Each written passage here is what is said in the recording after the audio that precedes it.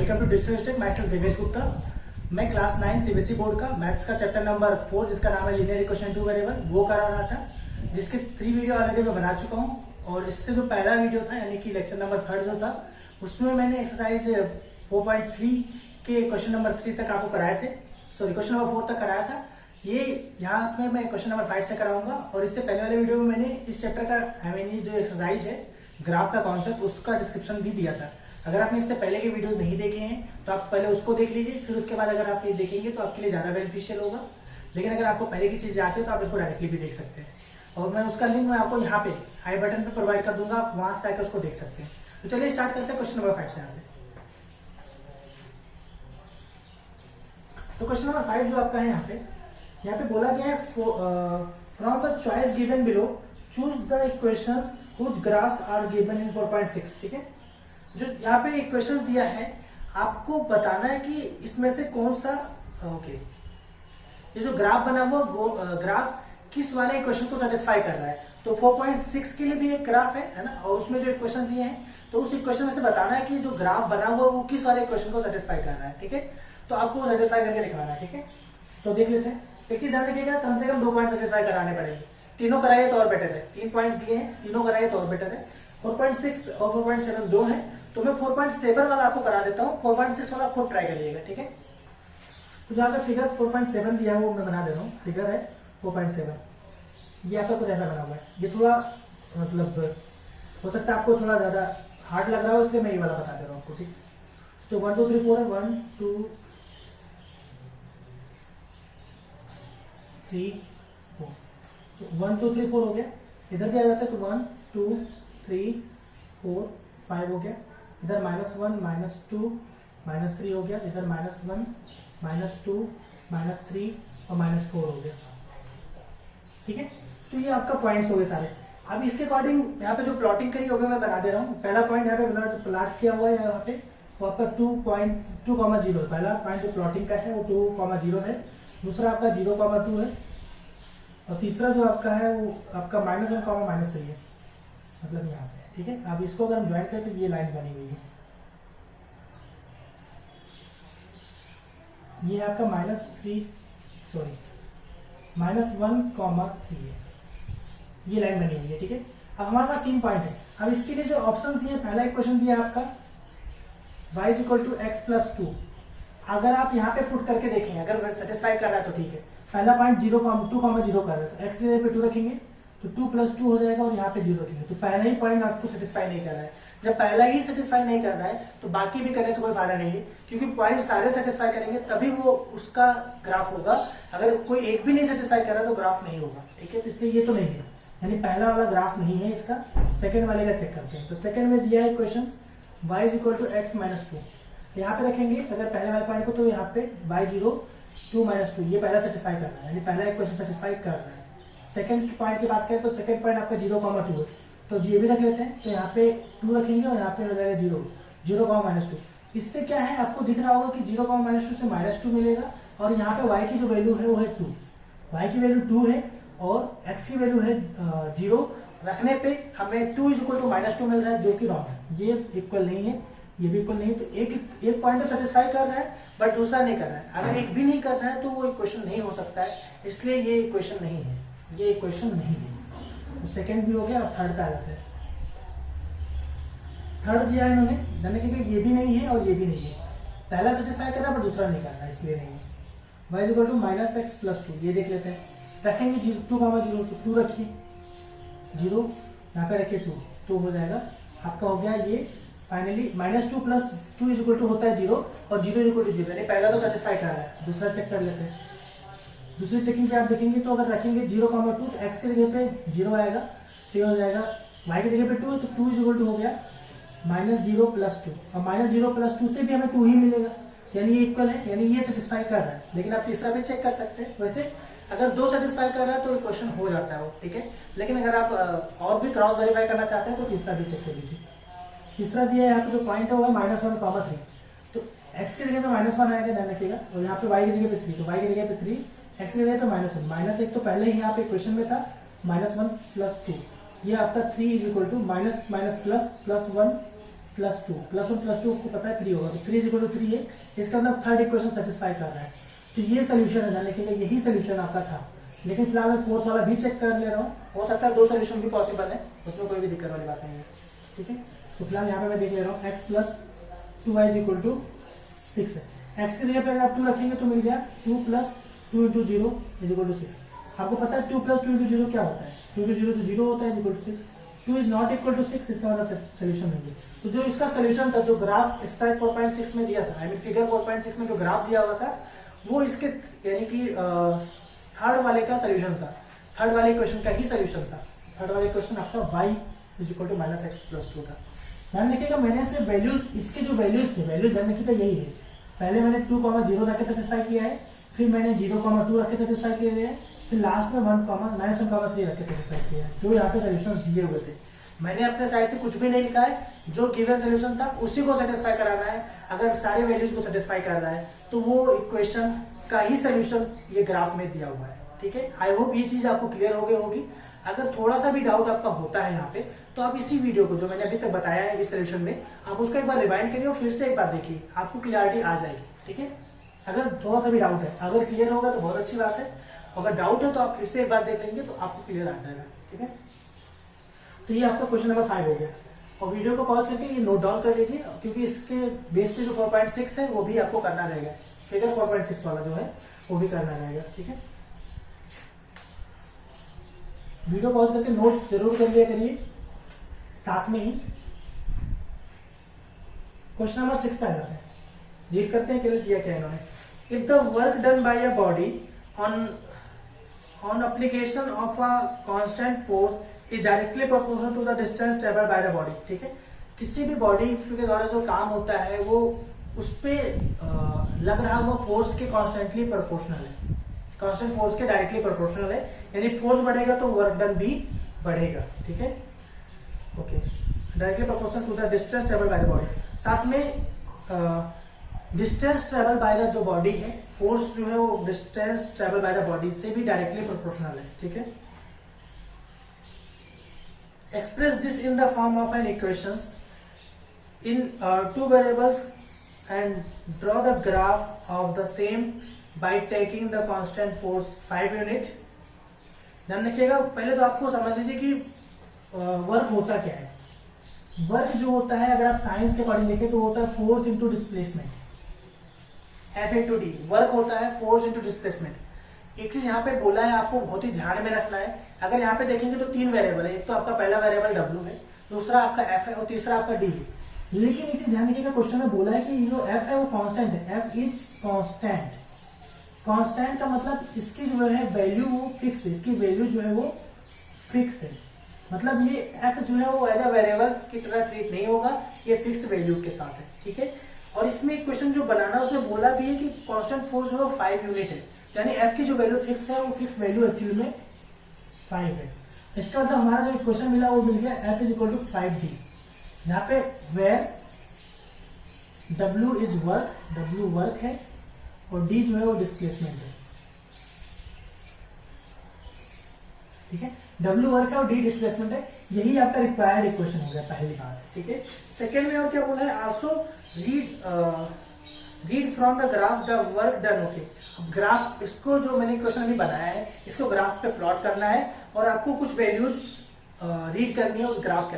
Read कैसे करते हैं वो आपको ग्राफ प्लॉटिंग के बाद अभी क्लियर हो जाएगा, ठीक है। तो पहले हमें एक टेबल बनाना पड़ेगा W के लिए और इसके लिए। तो यहाँ पे D और W, ठीक है। तो D, अगर देखिए यहाँ पे D की वैल्यू अगर मैं 0 रखूं तो W की वैल्यू भी 0 आएगी। अगर मैं D की वैल्यू रख रहा हूँ 1 तो W की वैल्यू आ जाएगी आपकी 5, ठीक है। 5 इंटू 1 हो जाएगा, 5 हो जाएगा, तो W 5 आ जाएगी। अगर मैं D की वैल्यू -1 रखूँ तो W की वैल्यू भी -5 आ जाएगी, ठीक है। मैं 2, 3 इसलिए नहीं रखा क्योंकि यहाँ पे वैल्यूज होगी वो बहुत बड़ी हो जाएंगी, तो बड़ी हो जाएंगी इसलिए मैंने नहीं रखा है, ठीक है।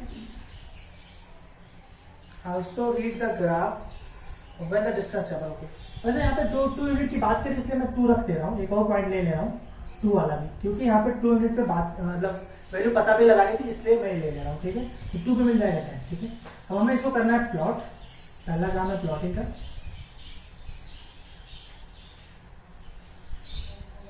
जो चीज़ मैं बताता जा रहा हूँ आप उसको नोट करते जाइए तो ज़्यादा सही रहेगा। 2 3 4 5 6 7 8 9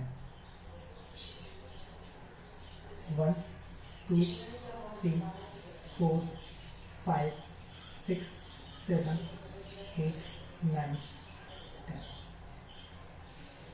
-1 -2 -3 -4 -5 -1 -2 -3 -4 -5 -6। ठीक है, तो ये आपकी प्लॉटिंग अब इसी ग्राफ पे करनी है। अब कैसे करेंगे, हमें पॉइंट्स तो पता है, पॉइंट्स यहाँ पे दिया है 0,0, पहला पॉइंट ये मिल गया, यहाँ पे ही 0,0 होता है। ठीक है, दूसरा 1,5, तो यहाँ पे ध्यान रखिएगा कि ये जो पोर्शन है ये बता रहा है, ध्यान रखिएगा ये एक्सिस तो एक्स होता है, लेकिन यहाँ पे ये डी बता रहा है और ये जो है डब्ल्यू बता रहा है। ठीक है, तो यहाँ पे 1 पे 5 है, तो 1 पे 5 यानी कि यहाँ पे हो गया, 2 पे -1 पे -5 है, -1 पे -5 है, तो -1 पे -5 है, यहाँ पे होगा, यहाँ पे पॉइंट होगा। ठीक है, ओके, थोड़ा एक्चुअली में यहाँ पे वैल्यूज लिखी है तो इसलिए थोड़ा आपको हो सकता है कंफ्यूजन हो रहा हो। और 2 पे आपका 10 है, तो 2 पे आपका 10 होगा। ठीक है, तो कुछ ऐसे ही लाइन मिलेगा आपको, मैंने लाइन एकदम सीधी मिलती है, वो पॉइंट्स एकदम एक्यूरेट इस पे बोर्ड पे नहीं बन सकता ना, इसलिए आपको हो सकता लग रहा हो कि लाइन थोड़ी तिरछी बनी है, बट एक्चुअली में तिरछी नहीं होती है, लाइन एकदम सीधी ही मिलती है। 0,0 हो गया आपका, 1,5 हो गया और आपका 2,10 हो गया और ये आपका -1, -5 हो गया। ठीक है, तो ये पॉइंट्स मिल गए। अब आपको जो बोला गया है यहाँ पे कि डिस्टेंस दिया हुआ है, जो क्वेश्चन में बोला है कि फर्स्ट पॉइंट बोला गया 2 यूनिट अगर डी है, अगर डी 2 यूनिट है, 2 यूनिट है तो आपका डब्ल्यू क्या होगा, तो आपको दिख रहा होगा डी जब 2 यूनिट है तो डब्ल्यू है उस समय पे 10, तो डब्ल्यू की जो वैल्यू है वो 10 है। ठीक है, और दूसरा बोला है कि अगर डी जो है वो सेकंड क्वेश्चन में बोला है डी अगर 0 यूनिट है, ये ध्यान रखिएगा क्वेश्चन का ही पोर्शन में बता रहा हूँ, सोल्यूशन है, आपको ये सारे नोट डाउन करने हैं, आप इसको यहाँ पे साइड में नहीं नीचे करिएगा, बोर्ड पे जगह नहीं है इसलिए मैं साइड में कर रहा हूँ, और कोई चीज मिटाना नहीं चाहता इसलिए मैं साइड में कर रहा हूँ। ठीक है, तो डी की वैल्यू 0 है तो डब्ल्यू की जो वैल्यू है वो भी यहाँ पे ध्यान रखिएगा 0 पे, डी जब 0 था उस समय डब्ल्यू भी 0 है, तो मतलब डब्ल्यू भी 0 होगा। तो यही भी आपका इसी का सोल्यूशन है। तो ये जो पूरा का पूरा मैंने लिखा है ये सारे के सारे सोल्यूशन ये पोर्शन है आपके क्वेश्चन नंबर 6 के, तो आप पूरा अच्छे से नोट डाउन करिए वीडियो को पॉज करके, अगर कहीं पे भी क्लियरिटी नहीं तो वीडियो को रिवाइज करके फिर से देखिए, फिर से आपको समझ में आ जाएगा। ठीक है, तो अब ये तो हो गया आपका क्वेश्चन नंबर 6। क्वेश्चन नंबर 7 और 8 दो बचे हुए, जिसमें से क्वेश्चन नंबर 7 मैं आपके ऊपर छोड़ रहा हूँ, एक क्वेश्चन मैं आपके ऊपर छोड़ रहा हूँ, आप उसको खुद ट्राई करिएगा और खुद सॉल्व करने की कोशिश करिएगा अपने प्रैक्टिस के लिए। इसके लिए लास्ट का क्वेश्चन जो है क्वेश्चन नंबर 8 मैं वो आपको बता दूंगा। ठीक है, वीडियो पॉज करके नोट डाउन कर लिया करिए जितनी भी चीजें मैं बता रहा हूँ, और अगर कोई भी चीज एक बार में क्लियर नहीं होती तो वीडियो को रिवाइंड करके देखिए।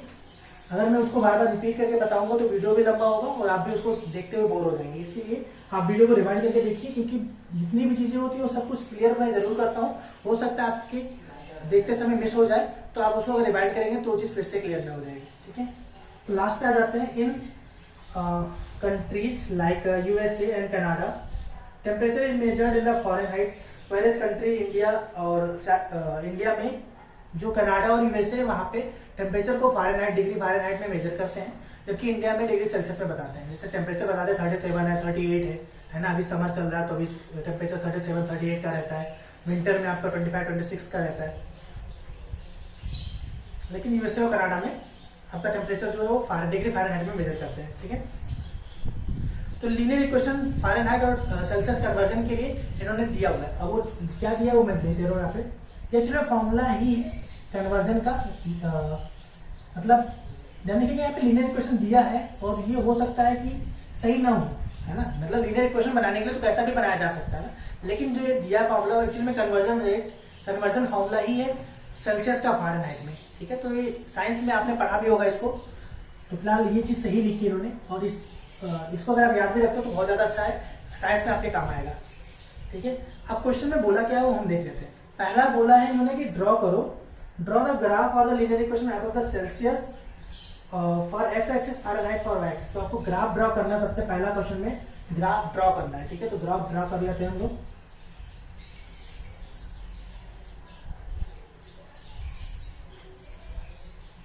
ठीक है, यहाँ पे बोला गया है ग्राफ को ड्रा करें if the temperature is 30 degree Celsius. X axis पे आपको फ़ारेनहाइट बताना है, सॉरी सेल्सियस को एक्स एक्सिस पे, तो सेल्सियस को एक्स एक्सिस पे सेल्सियस इधर लिखेंगे, ये सेल्सियस को बताएगा सेल्सियस, और वाई एक्सिस पे आपको फ़ारेनहाइट है। मैंने लिखेगा मुझे यहाँ पे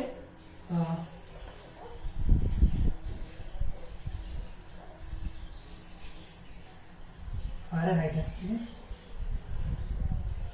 ओके, तो ये चीज हम लिखेंगे, ये क्वेश्चन आपका ये ऊपर वाला है f is equal to 9/5 c plus 32। अब आपको यहाँ पे जो वैल्यूज जो है सेकंड क्वेश्चन थर्ड क्वेश्चन के अकॉर्डिंग अगर देखा जाए तो बहुत ज्यादा है, मतलब y एक्सिस पे 95 तक का है ना, और x एक्सिस पे भी बहुत ज्यादा है 30 तक का है, तो हमें बहुत ही ध्यान से बनाना पड़ेगा, मतलब हमें क्या कहते हैं डिस्टेंस ज्यादा लेना पड़ेगा, ठीक है। माइनस की वैल्यू जो जरूरत नहीं है, तो मैं चाहूँ तो इस नीचे का पोर्शन को ना बनाओ तब भी चल जाएगा, ठीक है। तो मैं थोड़ा एक काम करता हूँ, इसको नीचे बना देता हूँ, ठीक है। किसी क्वेश्चन में माइनस की जरूरत नहीं होगी, इसलिए मैं इसको नीचे बना दे रहा हूँ, ठीक है। तो ये आपका y डैश है और ये आपका x है जो कि सेल्सियस को बता रहा है, सेल्सियस को बता रहा है, ठीक है। ये x डैश है, ठीक है। तो अब हमें दिखाना जो है तो 30 तक का दिखाना, तो इसलिए मैं इसको 5 का ले रहा हूँ फिलहाल। 5, 10, 15, 20, 25, 30, 35, 40, 45, ठीक है। इधर तो मुझे और भी कम लेना पड़ेगा, 10 का लेना पड़ेगा कम से कम, तो 10, 20, 30। एक्चुअली में स्केलिंग की जरूरत पड़ती है हमें कभी भी जब हम अगर ग्राफ ड्रॉ करते हैं, क्योंकि हमेशा जरूरी नहीं होता कि हमारे पास जो कॉपी में उतना स्पेस पे 1 यूनिट पे कंप्लीट हो जाए, तो इसलिए स्केलिंग की जरूरत पड़ती है। तो यहाँ पर मैं इसके लिए भी लिखूंगा 50, 60, 70, 80 और ये 90, फाइनली ये 100, ठीक है। इधर देखेंगे तो ये ध्यान रखिए 5 के रेशियो में था, तो -5, -10, -15, -20। वैसे मुझे इसकी भी जरूरत नहीं पड़ेगी, क्वेश्चन में इस टाइप के क्वेश्चन है नहीं इसमें माइनस वाली वैल्यू को, ठीक है। फिलहाल मैंने बना दिया है। अब आप ध्यान रखिएगा यहाँ पे, ये तो बना तो दिया मैंने, स्केल लिखना पड़ेगा यहाँ पे, scale on x axis. X axis पे स्केल की बात कर लेते पहले। एक्स एक्सिस पे स्केल जो है वो 1 यूनिट इज इक्वल टू 5 है, 5 सेल्सियस, 5 डिग्री सेल्सियस। और वाई एक्सिस पे जो है ऑन वाई एक्सिस 1 यूनिट जो है वो आपका 10 डिग्री फ़ारेनहाइट को बताता है। ये स्केल लिखना कंपलसरी होता है अब ग्राफ में, ठीक है। तो स्केल जरूर लिखा करिए साइड में, आपको ग्राफ के ऊपर ही लिखना होता है। ये ग्राफ के नीचे का पोर्शन नहीं है, ग्राफ के ऊपर ही लिखना पड़ता है। जहां पे आप ग्राफ बना रहे हैं उसी के जस्ट साइड में स्केलिंग की जाती है, ठीक है। अब आपको सबसे पहला बोला है ड्रॉ करने के लिए, है ना, तो ड्रॉ हो गया है। अब ड्रॉ करके हमें फिल करना पड़ेगा, तो यहाँ पे वैल्यूज कुछ लेंगे, ठीक है। वैल्यूज लेके फिल करने की कोशिश करेंगे। तो आप यहाँ पे देखिए, यहाँ पे डिवाइड में 5 है, फ़ारेनहाइट में चाहिए। सेल्सियस की वैल्यू अगर आप लेते हैं, सी की वैल्यू पे एफ की वैल्यू मिलेगी, तो सी जो है एफ की जो वैल्यू है वो है आपकी 9/5 सी प्लस 32, ओके। ये एफ की वैल्यू है, ये आपकी एफ की वैल्यू है, ठीक है। अब सी की जो वैल्यू है वो मैं 5 के मल्टीपल में लूंगा, और क्यों लूंगा ये भी आप समझ लीजिए। सी की वैल्यू 5 के मल्टीपल में इसलिए लूंगा क्योंकि देखिए यहाँ पे 5 है, वो 5 कट जाएगा ना। अगर 5 के मल्टीपल में नहीं होगा तो कटना मतलब कटेगा नहीं, कट नहीं होगा तो फिर हमारे पास कैलकुलेशन डेसिमल में आ जाएगा। तो इसलिए अब मैं सी की वैल्यू जो है 5 के मल्टीपल में लूंगा। पहले तो मैं 0 ले रहा हूँ, सी की वैल्यू अगर 0 ले रहा हूँ तो 9/5 इंटू 0 से किसी भी मल्टीप्लाई जो होता है वो 0 ही होता है, इसलिए फ़ारेनहाइट की जो वैल्यू आती है वो 32 आती है। सी की वैल्यू अगर मैं 5 ले रहा हूँ तो 5 रखने पर 5 कट जाएगा, बचेगा 9, तो 9 प्लस 32 जो होता है, ध्यान रखिएगा ऐसा ही 9/5 इंटू 5 प्लस 32। तो यहाँ पे अगर हम रखेंगे तो 5 कट गया, तो 9 प्लस 32 जो है वो आपका 41 हो जाएगा। तो यहाँ पे 41 हो गया, ठीक है।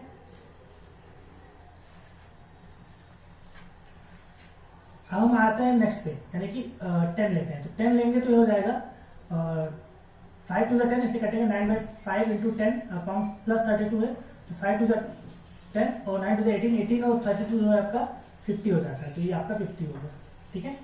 तो ये आपके 3 पॉइंट्स हैं। अब इसी 3 पॉइंट से ग्राफ जो है प्लॉट हो जाएगा, ठीक है। तो सबसे पहला जो पॉइंट है वो इसमें प्लॉट कर देते हैं।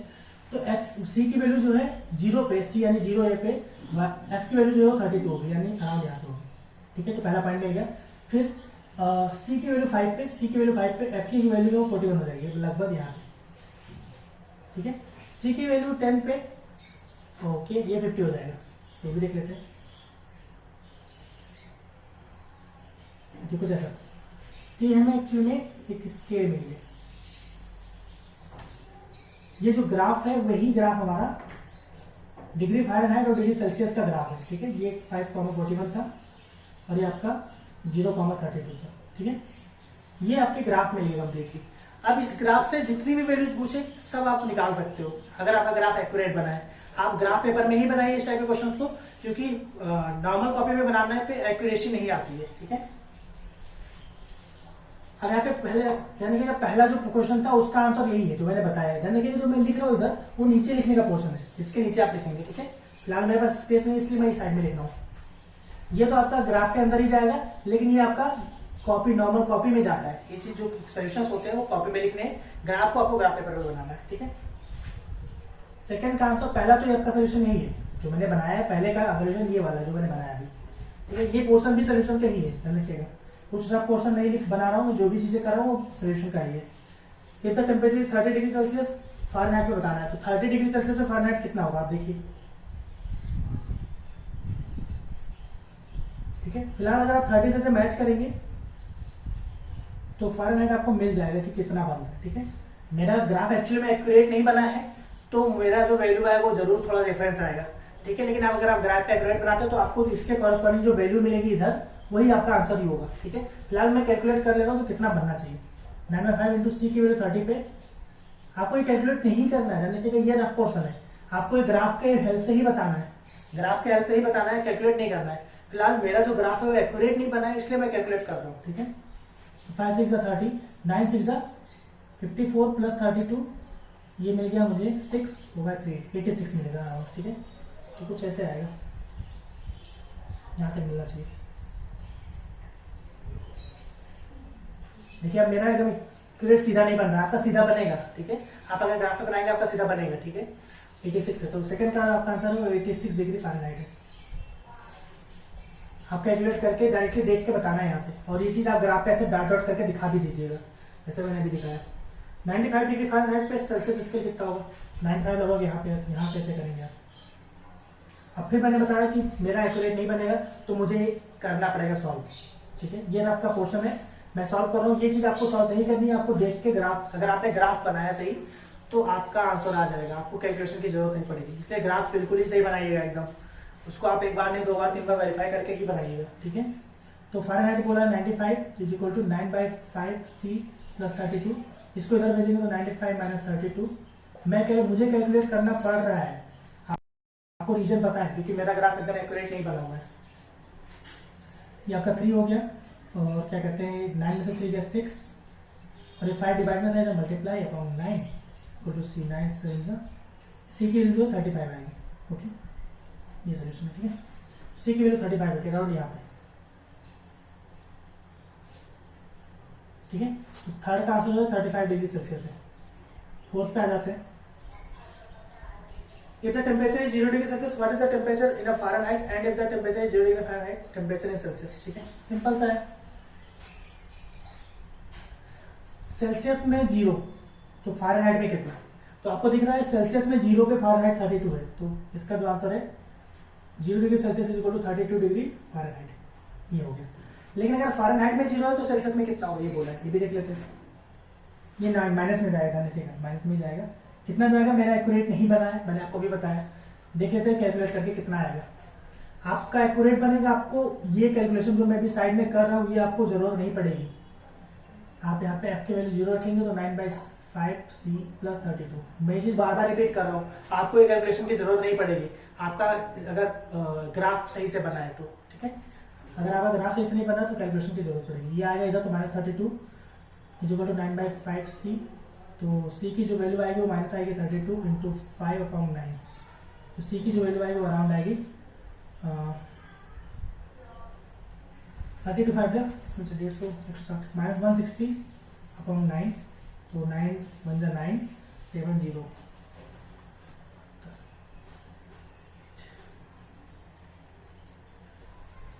ओके 770 7 0 70 17.7 अराउंड, ठीक है। तो ये आपका जो आंसर है, यानी कि ये 0 डिग्री सेल्सियस पे, 0 डिग्री सेल्सियस पे इतना, और 0 डिग्री फ़ारेनहाइट पे जो वैल्यू है वो आएगी अराउंड 17 पॉइंट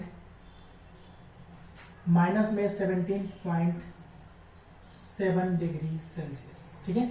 ये आपका फोर्थ का सोल्यूशन है। अब लास्ट क्वेश्चन इसका, is there a temperature which is numerically the same both for degree Celsius and degree Fahrenheit.